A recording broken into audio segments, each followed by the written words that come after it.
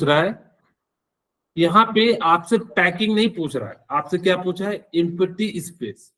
तो आपको याद रखना है कि एचसीपी का जो पैकिंग होता है वो कितना होता है, 74%। आपके पास 3 टाइप के पैकिंग होते हैं, कौन कौन से, HCP, simple cubic packing, BCP, body centred cubic packing और बीसीसी कर देते हैं। और तीसरा होता है एचसीपी या सीसीपी, सेंटर्ड क्यूबिक पैकिंग।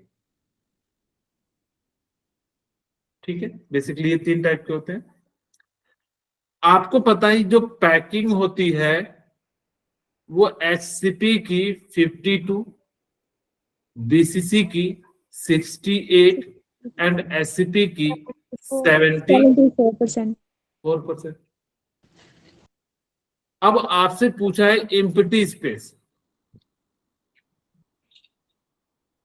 तो एम्प्टी स्पेस कितना हो जाएगा, यहाँ पे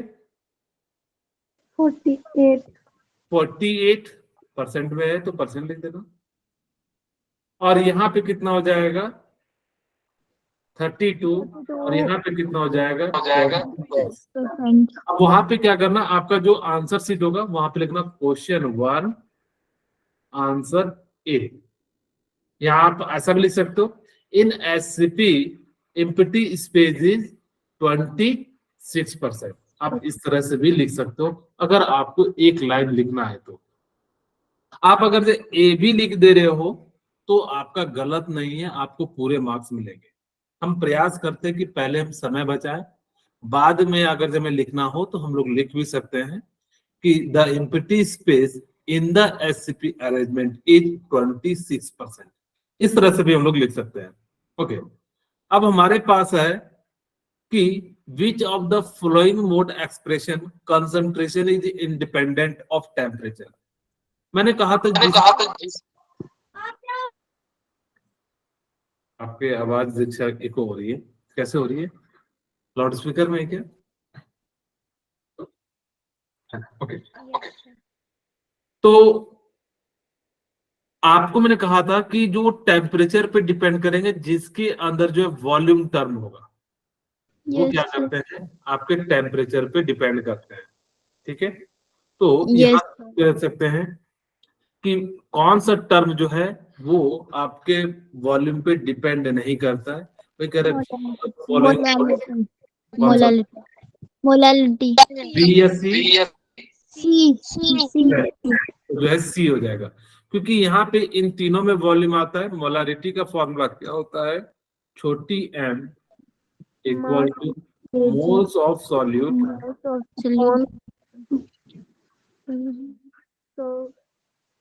divided by mass of solvent in KG. ठीक है, तो ये जो है आपका हो जाएगा। तो मोलालिटी जो होता है वो क्या होता है कि आपका डिपेंड नहीं करता। अब हमसे पूछे the unit of specific conductance.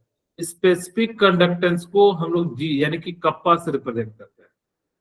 Yes sir. ठीक है, ओके, तो जी की जो वैल्यू है वो कितनी हो जाएगी, 1/रो। और रो जो होता है वो किसके बराबर होता है, बताइए, L/A।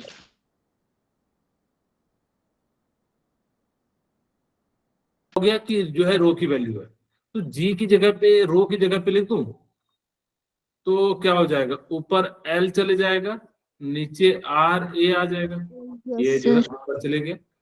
इसी चीज को हम लोग ऐसा लिख सकते हैं, ये लेंथ है, लेंथ के लिए हम लोग क्या लिखते हैं, सेंटीमीटर दिया हुआ तो सेंटीमीटर, और R मतलब जो है रेजिस्टेंस, रेजिस्टेंस को ओम से, और A को हम लोग किससे रिप्रेजेंट करेंगे, एरिया से। तो एरिया कितना हो जाएगा, सेंटीमीटर का स्क्वायर। यस और सर। ये जो है यहाँ से कट जाएगा, ऊपर जाएगा तो क्या हो जाएगा आपका, ohm inverse 1 and centimetre inverse 1। तो ये जो है हमारा क्या हो जाएगा, इसका आंसर हो जाएगा। अच्छा, कई जगह ना यहाँ पे ओम नहीं दिया रहेगा, मोहो दिया रहेगा उल्टा करके, इसी को ओम इनवर्स को ही हम लोग क्या लिखते हैं, मोहो भी लिखा रहता है। एक जगह देखिएगा तो मोहो सेंटीमीटर इनवर्स दिया रहेगा। तो दोनों में से जो भी दिया रहता है, हमें फिलहाल जो है ओम दिया हुआ है, तो ये जो है इसका क्या हो जाएगा, राइट आंसर हो जाएगा। अब हम बात करते हैं which of the following has maximum flocculation value. अब आपके सामने सबसे बड़ी समस्या है कि फॉल्कुलेशन वैल्यू क्या होती है, ठीक है। तो ध्यान सुनिएगा, फॉल्कुलेशन वैल्यू का मतलब होता है, आपको लिखना कैसे, ए बी, जैसे मैंने यहाँ लिखा ना फर्स्ट का डी, तो आप यहाँ पे फर्स्ट का डी लिख दीजिएगा। मैंने ऐसे एग्जांपल समझाया था। क्वेश्चन नंबर 2 एक लाइन छोड़िएगा, क्वेश्चन नंबर 2 का सी, क्वेश्चन नंबर 3 का ए, इस प्रकार से जो है लिखते चले जाइएगा, ठीक है। ओके, चलिए अब हम बात करते हैं क्वेश्चन नंबर 4 की। कह रहे हैं which of following has maximum flocculation value, यानी कि किसकी मैक्सिमम फॉल्कुलेशन वैल्यू होगी। तो आपको बताना कि फॉल्कुलेशन वैल्यू क्या होती है, कि जो जितना ज्यादा कोगुलेट कर दे। कोगुलेट का मतलब होता है एक तरह से थका, जैसे आप लोगों को देखे होंगे आपकी बॉडी में कोगुलेशन हो जाता है, जैसे चोट लगता है तो एक जो है धीरे धीरे लेयर बन जाता है, या बेसिकली कहे रिएक्शन में जो पीपीटी का फॉर्मेशन कर दे उसको हम लोग क्या कह देते हैं, कोगुलेशन कह देते हैं। और जितना ज्यादा या कम करे वैल्यू के अनुसार से, तो इसी चीज को फॉल्कुलेशन भी कहा जाता है इस प्रोसेस को, और उसकी वैल्यू बताएगी कि कितना ज्यादा जो है कौन जो है फॉल्कुलेशन होगा, उसी को हम लोग कह देते हैं फॉल्कुलेशन वैल्यू, ठीक है। तो याद रखिएगा फॉल्कुलेशन क्या होता है, या जो है the number of charge is directly proportional to the flocculation value. तो जितना ज्यादा चार्ज होगा उतना ज्यादा क्या होगा, फॉल्कुलेशन वैल्यू होगी। Yes sir. अब सबसे ज्यादा चार्ज किसका है, Al3 positive. ये 3%। आपसे एक छोटा सा और पूछता हूं, मान लीजिए कि बाल गंगाधर बी ए पे 3 पॉजिटिव होता और एल्युमिनियम पे +3 होता। अभी तो हमारे पास एक ही है तो Al+3 हमने कह दिया, लेकिन दो दो 3 पॉजिटिव होते तो किसको कहते हैं, बी ए को। नहीं, जिसकी साइज छोटी होगी, तो अच्छा सॉरी बी ए है, तो साइज जिसकी छोटी होगी तो उसी को हम लोग क्या कहेंगे, यहाँ पे बोरोन, बेरिलियम की साइज बड़ी हो गई, ठीक है। तो जिसकी साइज छोटी होगी वो क्या करता है, ज्यादा अट्रैक्ट करता है, या बेसिकली आप ऐसे सोचिए कि ज्यादा पॉजिटिव होगा तो नेगेटिव देखेगा तुरंत उसको क्या कर लेगा, खींच लेगा, और इस कारण से वो क्या बन जाएगा, कोगुलेट कर जाएगा। तो इस तरह से आपका जो राइट आंसर है वो क्या हो जाएगा, सी सी ऑप्शन। राइट आंसर हो जाएगा। अब ओलियम क्या होता है, H2S2O7। वेरी गुड, H2S2O7 को ओलियम कहते हैं। मैंने कैरोस एसिड भी बताया था, ओलियम भी बताया था, कि आपको इनके फॉर्मूले याद रखना है कि एग्जाम में जो है क्वेश्चन पूछे जाते हैं, ठीक है। तो यहाँ पे देखिए पूछ भी दिया, हो सकता है कि अगली बार कैरोस एसिड पूछ दिया जाए, तो आप इसको याद भी रखिएगा, H2S2O5। अब हमारे पास है कि ऑक्सीडेशन स्टेट ऑफ निकेल इन, यहाँ पे थोड़ा सही कर लीजिएगा, ये क्या होगा, NiCO4, और जो है ये इस प्रकार से, ये वाला ना मैंने क्वेश्चन कराया था रेडॉक्स में भी हाल ही में। Yes sir. तो इसका ऑक्सीडेशन नंबर क्या होगा बताइए, 0। 0। CO का जो होता है वो कितना होता है, 0 होता है, क्योंकि न्यूट्रल एलिमेंट है। CO की जगह पे आपको क्या दिया रहता है, NH3, आपको क्या दिया रहता है, H2O. CO2। तो ये सारे के सारे क्या है, या CO, ये न्यूट्रल एलिमेंट है। Yes sir. और न्यूट्रल एलिमेंट की वैलेंसी कितनी होती है, 0। तो यहाँ पे इस प्रकार से कह सकते हैं, इसका राइट आंसर क्या हो जाएगा, बी। क्वेश्चन नंबर 7 आज सुबह मैंने बताया था कि जो प्राइमरी अल्काइल हैलाइड होता है वो कौन सा, SN1 प्रिफर्ड करता है या SN2, SN1. SN2। SN2. Very good. हमने कहा भी था कि SN2 जो होता है वो क्या करता है 1 डिग्री 2 डिग्री एंड 3 डिग्री।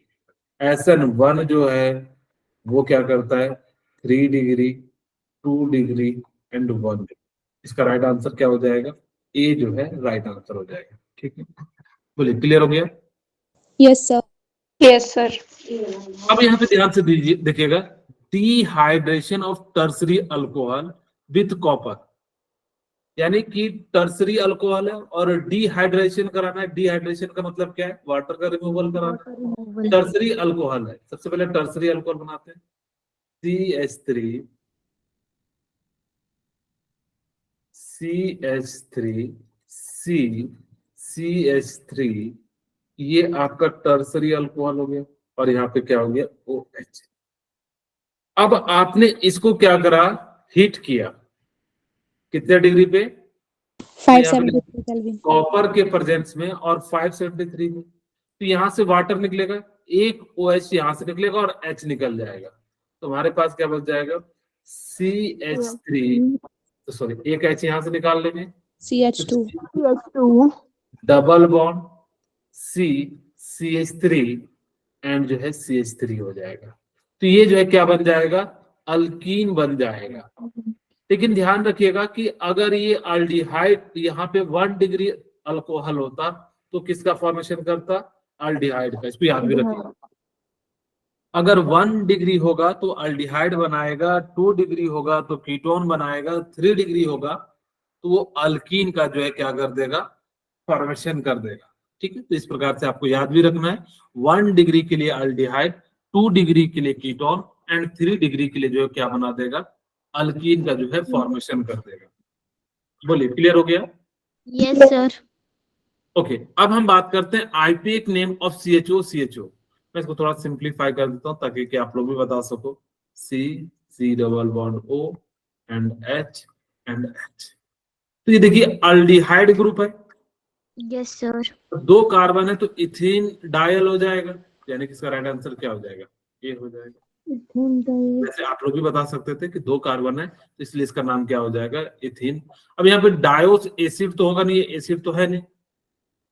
अब ये इथेनॉल एक तो है नहीं कि जो भाई एक जगह होता तो इथेनॉल कह देते, एसिटल भी इथेनॉल को ही कह देते हैं, तो ये जो है क्या हो जाएगा आपका इथेन डाइअल जो है इसका राइट आंसर हो जाएगा। बोले क्लियर हुआ। Yes sir. Yes, okay, sir. अब देखिए ध्यान से, क्वेश्चन नंबर 10 कह रहा है which of the following is use to preserve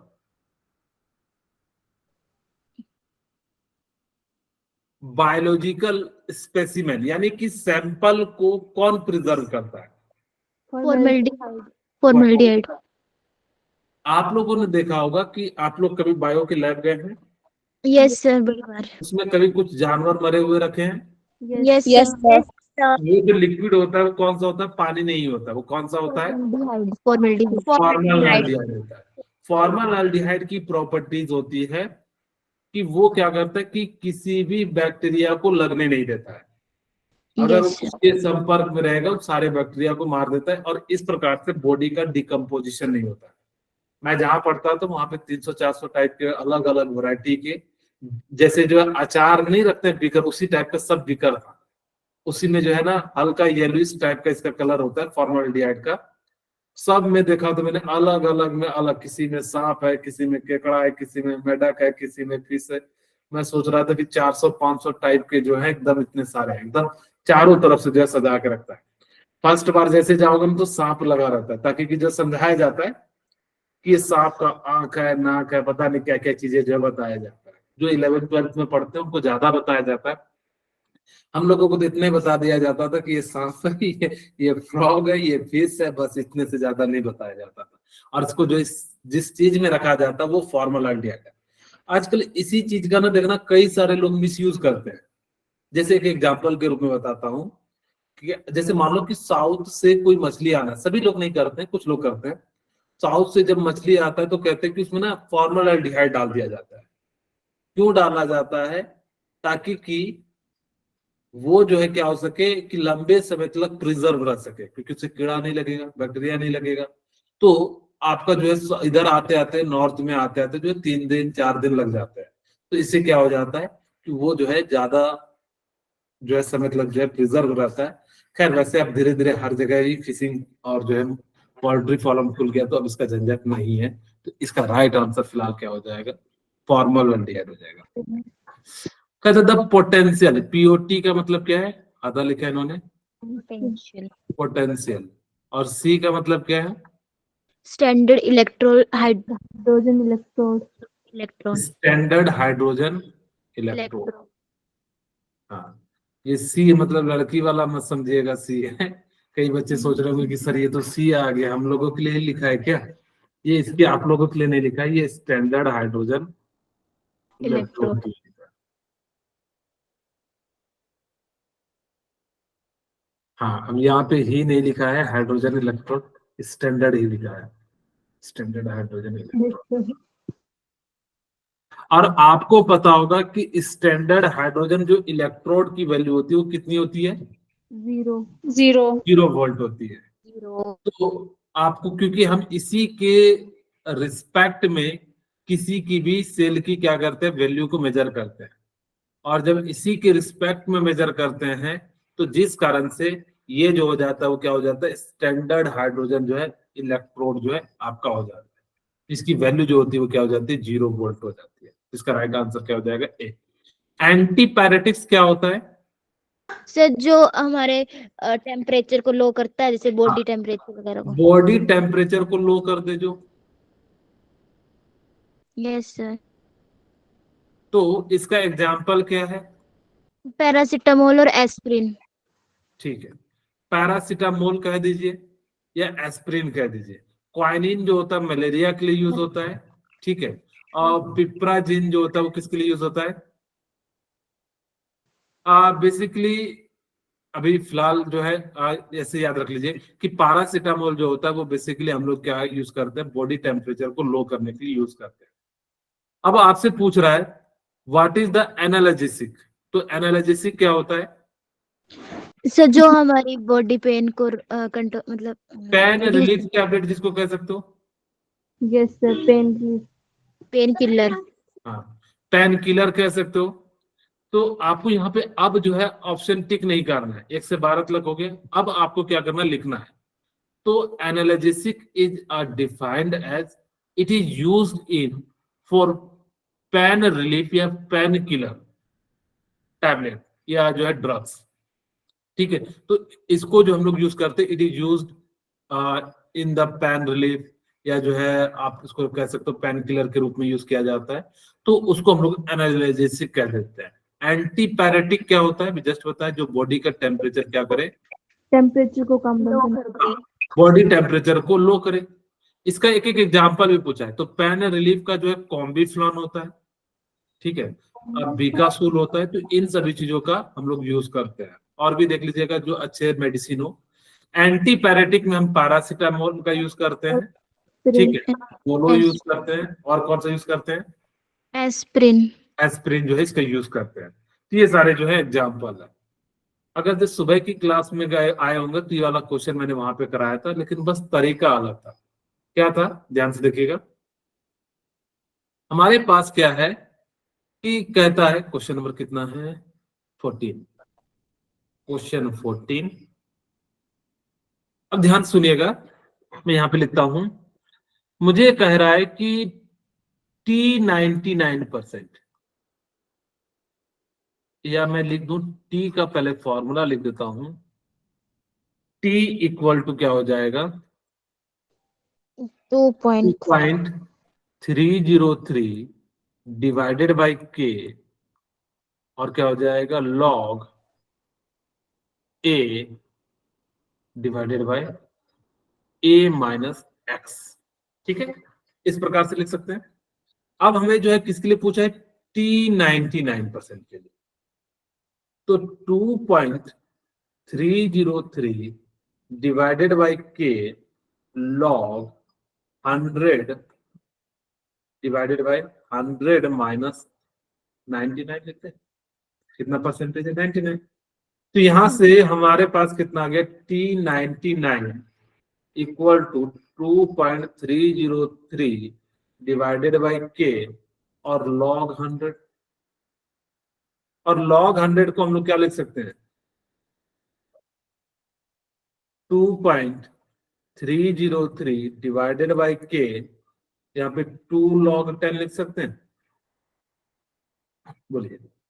yes sir. ठीक है, ओके। तो इस प्रकार से हम लोग क्या कर सकते हैं, इसको लिख सकते हैं। अब सेकंड केस, सेकंड केस में क्या कह रहा है कि आपके पास यहीं पे नीचे में लिखना t इक्वल टू कितने परसेंट पे? 90% पे। 90% पे।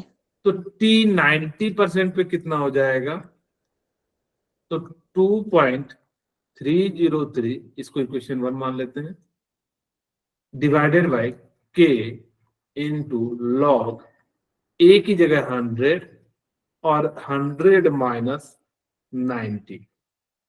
यहां से क्या लिख सकते हैं? T90 equal to 2.303 divided by k log 10। अब इसको क्या कर देते हैं? डिवाइड कर देते हैं इक्वेशन 2 को। इक्वेशन 1 को हमने डिवाइड कर दिया इक्वेशन 2 से, तो हमारे पास क्या हो जाएगा? T99 divided bye T90 equal to कितना हो जाएगा? 2.303 डिवाइडेड बाय के लॉग, यहाँ पे कितना है? 2 लॉग है, थोड़ा सा आगे लिख देते हैं, 2 लॉग 10। और यहाँ पे कितना हो जाएगा? 2.303 डिवाइडेड बाय के, और यहाँ पे हमारे पास कितना है? लॉग 10। तो जो कट रहा है कटा दे, log 10 से log 10, इससे ये। तो T99 equal to, sorry, T99 divided by 90 equal to 2। तो T99 equal to 2 times of T90। यही हमें प्रूव भी करना था। तो इस प्रकार से ये क्या हो जाएगा? हमारा राइट आंसर। 99 में 2 लोग क्यों लिखा? कहाँ पे? सर 99 इक्वेशन 1 में। ओके, ये 100 है ना? Yes sir. तो 100 को हम क्या लिख सकते हैं? log 10 टू द पावर 2 लिख सकते हैं। Yes sir. और ये जब पावर होता है तो बाहर आ जाता है, यस सर। इसीलिए। ठीक है, ओके। Thank you sir. वापस से चलते हैं। अब हमसे पूछ रहा है कि एक्सप्लेन हार्डे-साल्जे रूल। ये बेसिकली फॉल्कुलेशन ही है, कोगुलेशन ही है। वही कहता है greater is the valency of flocculation of ion, added the greater is its power of coagulation. इसका मतलब है जितना ज्यादा चार्ज होगा या जितना ज्यादा वैलेंसी होगी, उतना ज्यादा आपका क्या होगा? फॉल्कुलेशन वैल्यू होगी। और इसी के कारण जो है उसका जो पावर ऑफ कोगुलेशन होगा वो इंक्रीज कर जाएगा या हाई होगा। इसी को हम लोग कहते हैं हार्डे-साल्जे रूल। ठीक है, तो क्या कहता है? Greater is the valency of flocculation ion, added the greater is its power of causes of coagulation. जितना ज्यादा वैलेंसी होगी या जितना ज्यादा चार्ज होगा, उतना ज्यादा क्या होगा? उसका जो है फॉल्कुलेशन वैल्यू हो जाएगा। बोले, क्लियर है? Yes sir. ओके, अब हम जो सेकंड पेज पे चलते हैं। अब आपसे पूछ रहा है draw a well level diagram of electrolysis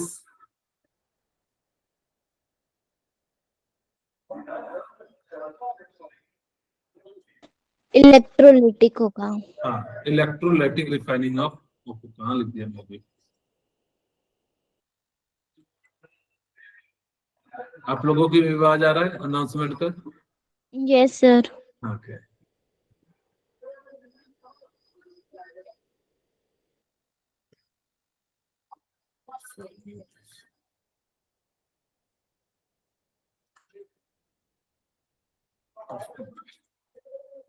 इसके लिए मैं एक पेज लिख देता हूं, जुड़ा है नहीं है, एक पेज ऐड कर देते हैं।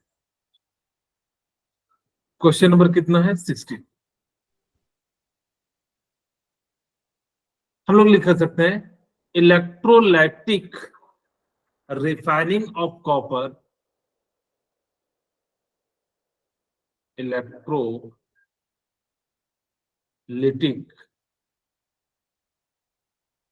refining is the process in which we pass the electricity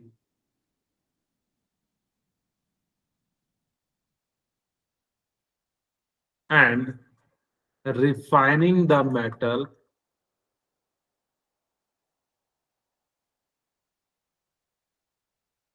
such process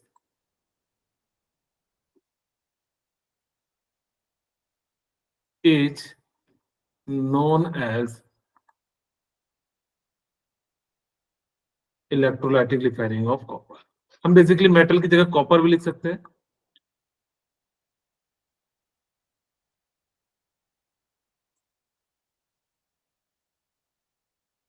ठीक है, अब इसका एक डायग्राम बना देते हैं। अगर आपको डायग्राम आता हो तो बिल्कुल डायग्राम बनाना वेल एंड नीट। थोड़ा सा बना देते हैं। तो यहाँ पे देखिए डायग्राम बना दे रहे हैं। यहाँ पे 2 इलेक्ट्रोड ले रहे हैं।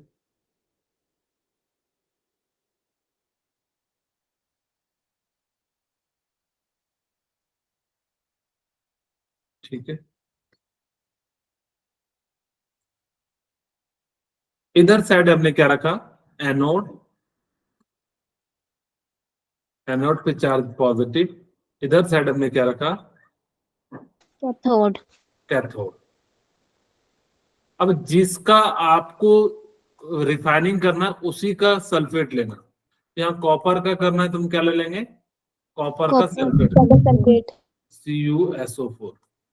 अब देखिए जब ये टूटेगा कॉपर प्लस SO4 माइनस, तो यहाँ पे आपका किधर साइड जाएगा, नेगेटिव साइड। कॉपर +2 टूटेगा तो ये कैथोड पे नेगेटिव है। Yes sir. और इधर साइड क्या है, पॉजिटिव। एनोड। तो ये वाला इधर जाएगा और जैसे ही जाएगा और यहां से ये क्या है, इम्प्योर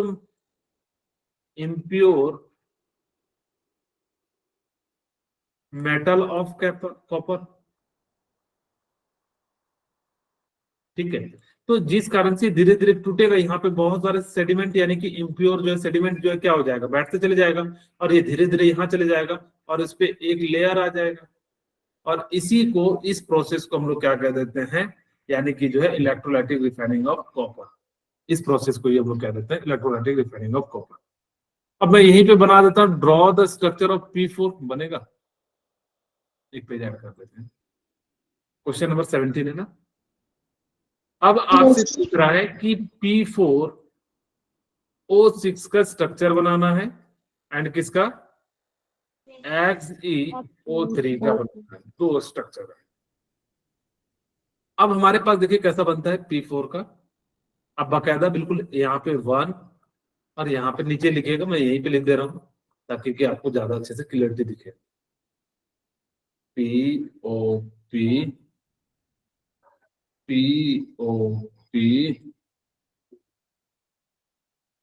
ठीक है।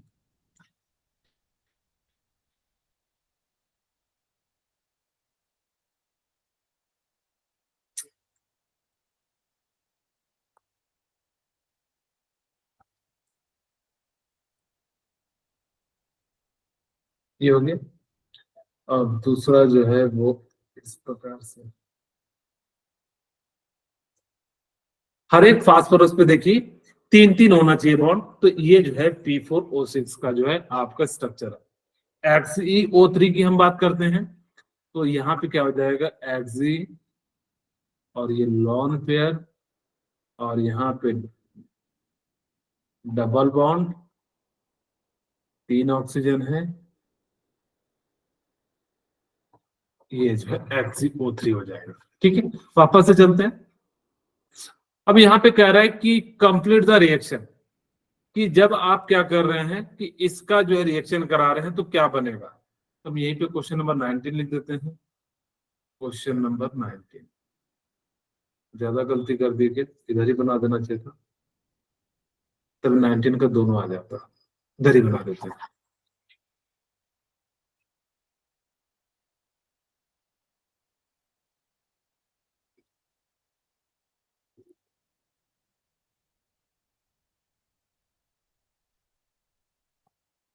ठीक है, अब यहाँ पे जो है सेकंड क्वेश्चन बनाते हैं। कितना है हमारा? अच्छा, एक तो रह गया। यहाँ पे हमसे क्वेश्चन नंबर 18 पहले पूछ रहा है कि NiCl4, ये बेसिकली थोड़ा सा माइनस होगा यहाँ पे। तो हमसे जो पूछ रहा है वो पूछ रहा है कि NiCl और -2 का जो है आपको बताना है कि इसका कैसा शेप होगा और कैसा क्या होगा। निकेल का 28 एटॉमिक नंबर होता है, ठीक है। Yes sir. तो निकेल का अगर आप इलेक्ट्रॉनिक कॉन्फ़िगरेशन लिखोगे तो क्या आ जाएगा? Argon 18 3d8 argon 18 very good, 3d10 और 4s2। Very good. Cl4 and -2, तो क्या हो जाएगा निकेल का? Argon 18 3d10 and 4s2। Direct argon 18 and 10 3d 8 8 and 8 4s। 4s2। आप भर के देखना तो आपको इसी तरह से आएगा, ठीक है। ओके, अब हमने क्या करा कि यहां से निकेल का ऑक्सीडेशन निकालोगे तो Ni कितना आ जाएगा? +2। निकेल का यहाँ पे ऑक्सीडेशन नंबर कितना हो जाएगा? +2। इसका मतलब है निकेल +2 का हमको निकालना होगा। तो निकेल +2 का निकालेंगे तो 4s2 से एक इलेक्ट्रॉन निकल जाएगा। बचेगा क्या हमारे पास? D 1 2 3 4 5 एंड यहाँ पे S, और यहाँ पे हमारे पास क्या बच जाएगा? P। 4s। हाँ, ये हो जाएगा 3d8 एंड यहाँ पे 4s0 एंड यहाँ पे कितना हो जाएगा? 4p। हाँ, 4p0। अब ये 3d8 है तो इलेक्ट्रॉन कैसे भरेगा? 1 1 1 1 1 और यहाँ पे पेयर, यहाँ पे पेयर, यहाँ पे पेयर, 2 बच गए। अब हमारे पास 4 लिगेंड है, 4, एक यहाँ बनाएगा, एक यहाँ बनाएगा, एक यहाँ बनाएगा। इसका हाइब्रिडाइजेशन तो कितना हो गया? sp3 तो इसका मतलब जो शेप है वो कैसा हो गया? टेट्राहेड्रल। अब मुझे बताइए कि पैरामैग्नेटिक है कि डायमैग्नेटिक है? पैरामैग्नेटिक। क्योंकि अनपेयर्ड इलेक्ट्रॉन तो नेचर का कैसा हो गया? पैरामैग्नेटिक। पैरामैग्नेटिक हो गया। सर वीकली पैरामैग्नेटिक आ सकता है? क्या बोले? सर वीकली पैरामैग्नेटिक, क्योंकि सर डबल बॉन्ड भी है ना। फिर से बोलेंगे, समझे नहीं। सर पैरामैग्नेटिक वो होते हैं जिसमें अनपेयर्ड इलेक्ट्रॉन होते हैं ना, इसमें ज्यादा डबल पेयर, तो ये वीकली पैरामैग्नेटिक आ सकता है। हाँ, यहाँ देखिए ना, अनपेयर्ड है ना, एक एक ही तो लास्ट में। सर हाँ, अगर इसका मैग्नेटिक करेक्टर निकालना हो तो अच्छा, मैग्नेटिक करेक्टर अगर जब वैल्यू वाइज निकालना हो तो √n × n+2। कितने अनपेयर्ड इलेक्ट्रॉन है? 2। n की जगह पे क्या कर देंगे? 2 रख देंगे। 2 × 2 + 2 यानी कि √8 हो तो जाएगा। 8 आ जाएगा। ठीक है, तो इस तरह से आप इसका ये क्या है? Magnetic value. हाँ जी, पर में से √8 लिखना कि इसका √ निकाल के करना? जैसा आपको ऑप्शन दिया रहेगा। जनरली ये जो है नीट में पूछा जाएगा वो रूट के फॉर्म में ही आंसर रहता है। अगर जो Yes, नहीं sir. रहेगा तो उसके नियरेस्ट वैल्यू निकाल लेना, 2 पॉइंट समथिंग जो भी होगा इसका राइट आंसर हो जाएगा। ठीक है, यस सर। ओके, बोलिए, क्लियर है आपको? अगर ये नहीं दिक्कत होता हो तो ऐसे कर सकते थे, 4 × 2 और इसकी वैल्यू 2 और √2 की वैल्यू 1.4 होता है, तो यहाँ से आप 1.4 से जो है मल्टीप्लाई करके लिख सकते थे। आपको जैसा भी अच्छा लगे वैसा कर सकते हो। फिलहाल अब हम लोग जो है बात करते हैं राइट। अच्छा, ये हम लोग कितने पीछे हो गए इसमें? चलिए ठीक है, कोई दिक्कत नहीं। हमारे पास कंप्लीट रिएक्शन करना है। एक आपके पास दिया हुआ है C6, यहाँ पे जो है इन्होंने लिखा है C6H5 है, CHO। हम जो है रिएक्शन कराते हैं। ये 17 हो गया, यहीं पे करा देते हैं। 18 ये ना कुछ 19 है। हाँ। अब यहाँ पे मैं जैसे लिख रहा हूँ आप वहां पे ऐसा मत लिखिएगा। यहाँ पे पेज को मैं बार बार इधर ज्यादा करने में जो है इसलिए जो है ऐसा लिख रहा हूँ, ठीक है। आप ऐसा मत कीजिएगा कि पेज के 4 टुकड़ कर दिए और एक ही पेज में सारा आंसर लिख के चले आए। आराम आराम से लिखना, भर भर के पेज लिखना, कुछ भी अपने मन हिसाब से लिखना। ओके, हमारे पास है C6H5C डबल बॉन्ड OH और साथ में है HCl। इसको रिएक्ट कराते हैं, ठीक है। बोलिए, क्लियर है? Yes Yes, sir. sir. यहाँ पे Cl नहीं होगा, यहाँ पे अल्डिहाइड होगा।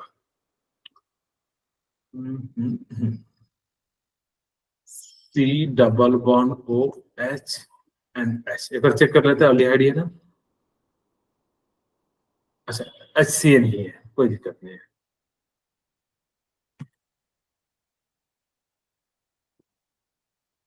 HCl, okay. अब देखिए, ये बॉन्ड टूटेगा, इस पे कैसा चार्ज आ जाएगा? नेगेटिव। इस पे चार्ज कैसा आ जाएगा? पॉजिटिव। ये H प्लस और Cn माइनस में टूटेगा, तो जो H प्लस है वो नेगेटिव के पास चले जाएगा और Cn माइनस कहाँ चले जाएगा? यहाँ चले जाएगा। तो आपका फाइनल प्रोडक्ट क्या बन जाएगा? C6H5COH, नीचे में Cn और यहाँ पे हमारा क्या हो जाएगा? H। तो ये जो है आपका प्रोडक्ट बन जाएगा। सेकेंड क्वेश्चन है C6H5C double bond O and H और साथ में किसके साथ रिएक्शन करा रहे हैं? यानी कि आप जो है NH2 एंड OH के साथ रिएक्शन करा रहे हैं, ठीक है।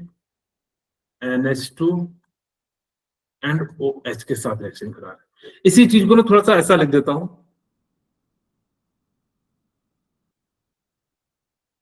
C double bond O and H। यहां से हमारे पास क्या था? N, ये H, ये H। अब देखिए, ये यहां से ये दोनों क्या करेगा? ये लेके निकलेगा और जैसे ही लेके निकलेगा तो क्या बन जाएगा? C6H5 double bond NOH। तो ये जो है आपका प्रोडक्ट का फॉर्मेशन हो जाएगा, ठीक है। तो यहां से जो हमने ये बात करी। अब हमसे पूछ रहा है right the short notes of following coupling reaction. तो कपलिंग एंड शॉर्ट बॉम्ब जो है रिएक्शन क्या होता है, तो ध्यान सुनिएगा कि जो कपलिंग रिएक्शन होता है कि जब आप दो को मिला के बनाते हैं तो इस टाइप के रिएक्शन को हम लोग क्या कह देते हैं? कपलिंग रिएक्शन कह देते हैं। The class of organic reaction that involve the joining of two chemical species। जब हम दो केमिकल स्पीसीज को ज्वाइन कराते हैं तो जो बनता है उसको हम लोग कह देते हैं कपलिंग रिएक्शन, यानी कि जो है कपल हो जाना। तो यहां से Cl निकल जाएगा और यहां से क्या निकल जाएगा? HCl निकल जाएगा। तो हमारे पास क्या बच जाएगा? N2 और इसी के साथ क्या हो जाएगा? जुड़ जाएगा। ये यहाँ पे दो चीजें जो है जुड़ गई, इसीलिए इसको हम लोग कह दिए कपलिंग रिएक्शन। शॉर्ट बॉम्ब क्या होता है कि the method of chemically synthesize amide from acyl chloride. अगर एसाइल क्लोराइड से अगर आप अमाइड बना रहे हैं, इसी प्रोसेस को हम लोग कहते हैं शॉर्टन बॉम्ब रिएक्शन कह देते हैं। तो यहाँ पे क्या होता है कि एसिड क्लोराइड को हम लोग अमाइड बनाते हैं, तो इस प्रोसेस को हम लोग क्या कह देते हैं? शॉर्टन बॉम्ब जो है प्रोसेस कह देते हैं। बोले, क्लियर हुआ? Yes sir. अब आपसे पूछ रहा है why chloroform is stored in dark colour of bottle. तो क्या लिखिएगा? सर क्योंकि जो क्लोरोफॉर्म होता है वो सन की प्रेजेंस, एयर की प्रेजेंस में फोस्जीन जो हार्मफुल गैस है उसकी फॉर्मेशन कर लेता है, इसलिए इसको डार्क कलर में बॉटल में रखा वेरी जाता है। गुड, बहुत सही।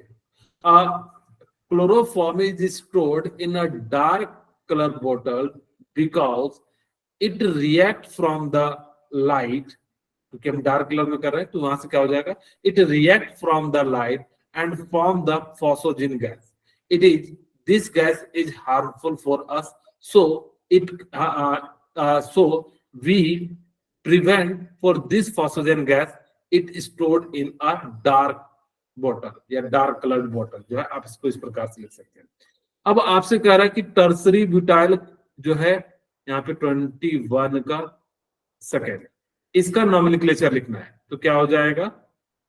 टर्सरी तो 3 है, CH3 C CH3 CH3 tertiary हो गया, यहाँ पे ब्रोमाइड। बताइए इसका नाम क्या होगा? Write name. Bromo 2 methyl propane. Very good. तो इसका नाम हो जाएगा 1, ये 1 2 3, 1 ब्रोमो, 1 मिथाइल। तो 2 ब्रोमो नहीं होना था? अच्छा सॉरी, 2 होगा, 2 पे है ना। 2 yes. Bromo 2 methyl 2 propane. Bromo, propane 2 methyl, propane. हाँ 2 मिथाइल प्रोपेन। ठीक है, तो इस प्रकार से हम लोग क्या कर सकते हैं, इसका जो है नाम लिख सकते हैं। बोले क्लियर हो गया? Yes yes. अब आपसे पूछ रहा है, ये भी हो गया 22, derive an expression for determination of molar mass of non-volatile solid in relative जो है वेपर प्रेशर। तो हम लोग वापस से चलते हैं यहाँ पे। अब आपको रिलेटिव वेपर प्रेशर लिखना है। अब हमने लिख दिया कि PA partial pressure of A equal to absolute pressure of A into mole fraction of A. आपको पता होगा कि mole fraction of A plus mole fraction of B की वैल्यू कितनी हो जाएगी? 1 हो जाएगी। तो यहाँ से एक्स ए की वैल्यू कितनी हो जाएगी? 1 माइनस एक्स। तो क्या यहाँ पे लिख सकता हूँ पी ए इक्वल टू कितना हो जाएगा? पी हाँ, A P naught of A into 1 minus X B. और इसी चीज को हम सॉल्व करेंगे तो क्या हो जाएगा? P naught of A minus P naught of B equal to क्या हो जाएगा? पी ए हो जाएगा। ठीक है, बोलिए। अब यहां से Yes. हम लोग क्या लिखेंगे कि इस वाले पी नॉट ए को इधर ले चलते हैं तो कितना हो जाएगा? पी नॉट माइनस है तो प्लस हो जाएगा into mole fraction of A, इधर हो जाएगा P naught of A minus P A. और यहां से हमारे पास कितना हो जाएगा? मोल फ्रैक्शन ऑफ बी की वैल्यू जो है, mole fraction of B equal to कितना हो जाएगा? P naught A minus P A divided by mole fraction of B. इसी को हम लोग क्या कहते हैं? Relative, Loring vapor pressure. हाँ relative lowering in vapour pressure. Sir नीचे पी नॉट ए नहीं आएगा? अच्छा सॉरी, पी नॉट ए होगा। ठीक है, तो इस प्रकार से इसी को हम लोग क्या कहते हैं? Relative lowering in vapour pressure. तो इस प्रकार से हम लोग जो है क्या कर सकते हैं? निकाल सकते हैं। अब वो वापस से क्या कह रहा है? नेक्स्ट क्वेश्चन आपको कह रहा है कि डिफाइन द टर्म ऑफ एजोट्रोप्स। तो एजोट्रोप्स क्या होता है? एजोट्रोप्स ऐसे मिक्सचर होते हैं जिनका कंपोजिशन सेम हो, जिनका बॉइलिंग पॉइंट सेम हो, जिस कारण से अगर जो उनका बॉइलिंग पॉइंट, उनका कंपोजिशन सेम होगा तो उसको आप फिल्टर नहीं कर पाओगे by fractional, it can not be separated by fractional distillation method. हम इस मेथड के द्वारा इसको सेपरेट नहीं कर पाते हैं, जिस कारण से हम लोग क्या कहते हैं कि ये जो है एजोट्रॉप है। एजोट्रॉप जो होते हैं वो नॉन आइडियल सॉल्यूशन होते हैं। ये बेसिकली आपको यहाँ पे लिखना था। अब वो कहता है हाउ इज HNO3, ये क्या है? HNO3 आप लोगों को दिख रहा है, इज मैन्युफैक्चर। तो अमोनिया को हम सबसे पहले ऑक्सीजन के प्रेजेंस में हीट करते हैं तो वहां से क्या बन जाता है? NO2 साथ में H2O। फिर NO2 को हम NO बनता है, NO को फिर हम लोग क्या करते हैं? O2 के प्रेजेंस में रिएक्ट करते हैं तो फिर वो क्या बन जाता है? NO2 का जो है फॉर्मेशन कर जाता है। हमने क्या करा? अमोनिया को ऑक्सीजन के साथ रिएक्शन कराया तो NO बन गया, और इसको हमने क्या करा? ऑक्सीजन के साथ कराया तो NO2 बन गया, और फिर हमने NO2 को H2 के साथ रिएक्शन कराया तो ये जो है आपका क्या बन गया? नाइट्रिक एसिड का जो है फॉर्मेशन हो गया। बोलिए क्लियर हो गया होगा? अब वापस से चलते हैं। अब हमारे पास है क्वेश्चन नंबर 23। हाँ जी बोलिए। कि नॉन आइडियल सॉल्यूशन होते हैं कौन से? सर, जो एजोट्रोप्स होते हैं वो नॉन आइडियल सॉल्यूशन होते हैं, फिर उनका कांस्टेंट बॉइलिंग पॉइंट कैसे होता है? उनका सर Constant. जिनका कांस्टेंट वो अच्छा, उनका कह रहे हो कि कांस्टेंट वॉल्यूम कैसे होता है? सर नहीं, उनका अगर कांस्टेंट बॉइलिंग पॉइंट और मेल्टिंग पॉइंट होता है तो वो नॉन आइडियल कैसे हुए? अच्छा देखिए, एक्चुअली क्या होते हैं कि ये जो है ना एक मिक्सचर है, ठीक है। मिक्सचर जब होते हैं तो ये रियल में एग्जिस्ट करते हैं, और जब हम जो बात करते हैं वो अभी जो जितनी भी चीजें बात करते हैं हम जनरली आइडियल पे बात करते हैं, जो पीवी इक्वल टू एनआरटी लगाते हैं। लेकिन जब जिनका मास हो उसके बीच में अट्रैक्शन है, फोर्स आते हैं, तो जिस कारण से बहुत सारे ऐसे मॉलिक्यूल्स होते हैं कि जिनका कंपोजिशन सेम हो, जैसे अल्कोहल है, मिथनॉल है, इथेनॉल है, उनका कंपोजिशन सेम है, उनकी मेल्टिंग पॉइंट, बॉइलिंग पॉइंट भी लगभग लगभग सेम होते। अब आप उसको फ्रैक्शनल डिस्टिलेशन से सेपरेट नहीं कर सकते, तो इस टाइप को हम लोग क्या कह देते हैं, नॉन आइडियल गैस ही जो है एजोट्रोप्स का जो है क्या करता है, फॉर्मेशन करता है, ठीक है। ओके, अब हमारे सामने क्या है, मैं थोड़ा फास्ट चलता हूं। Explain why no chemical compound of helium are known, यानी कि क्यों नहीं जो है हीलियम जो है क्या करता है कि कंपाउंड का फॉर्मेशन नहीं करता है। तो सबसे पहला रीजन लिखिएगा, helium is a noble gas. Second point लिखिएगा, हीलियम आयनाइजेशन एनर्जी या its ionization energy is very high, जिस कारण से वो क्या करता है, वो रिएक्ट नहीं कर पाता है। कहते थे majority of noble gas compound are those of xenon, यानी कि जो मेजोरिटी कंपाउंड होते हैं वो जेनॉन के होते हैं, बाकी नोबेल गैस के नहीं होते। तो इसका रीजन क्या होता है कि इसकी जो इलेक्ट्रॉन सॉरी आयनाइजेशन जो एनर्जी होती है वो काफी ज्यादा लो होती है, ठीक है। और दूसरा जो होता है इसका ऑक्सीडेशन टेंडेंसी जो होता है वो काफी ज्यादा हाई होता है, जिस कारण से ये जो है बॉन्ड का फॉर्मेशन करती है, बाकी के पास नहीं होता, जिस कारण से नहीं करती है। तीसरा रीजन, अब हमारे पास क्या हो गया कि inter halogen compound are more reactive than the halogen. कहता है कि इंटर जो है, जैसे मान लो कि HCl एंड Cl2, ClCl, जो ClCl होते हैं ना वो मोर स्टेबल होते हैं, जिस कारण से ये रिएक्ट नहीं करते हैं, जबकि HCl जो होते हैं वो लेस स्टेबल होते हैं, इसी कारण से वो क्या कर जाते हैं, रिएक्शन में पार्टिसिपेट कर जाते हैं।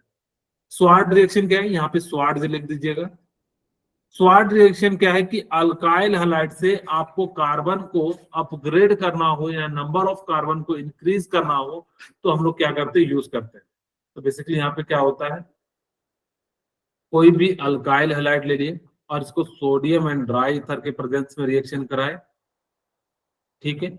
और जैसे ड्राई ईथर के प्रेजेंस में कराएंगे तो आर आर का जो है फॉर्मेशन हो जाएगा, यही स्वाड रिएक्शन।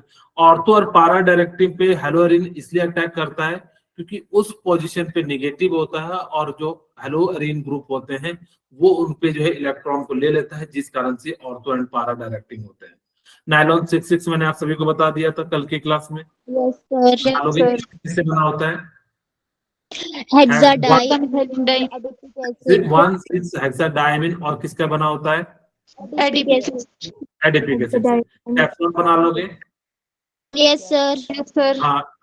इथीन को हम लोग किसके साथ रिएक्शन कराएंगे, फ्लोरीन के साथ, फ्लोरीन जो के ये साथ क्या बन जाएगा, CF2 डबल और बॉन्ड फिर इसको दोनों साइड से ओपन कर देंगे तो जो है टेफ्लॉन का बन जाएगा। MM Yes, का sir. मतलब क्या होता है, मिथाइल मीथेन एक्रोलाइट, और ये जो बनता कैसे, मिथाइल एसिड एंड मिथाइल एक्रोलाइट से जो है मिला के जो है क्या करते हैं, बनाते हैं। आज की क्लास यहीं पर रखते हैं, 2-3 क्वेश्चन आपके रह गए, ठीक है। Yes, sir.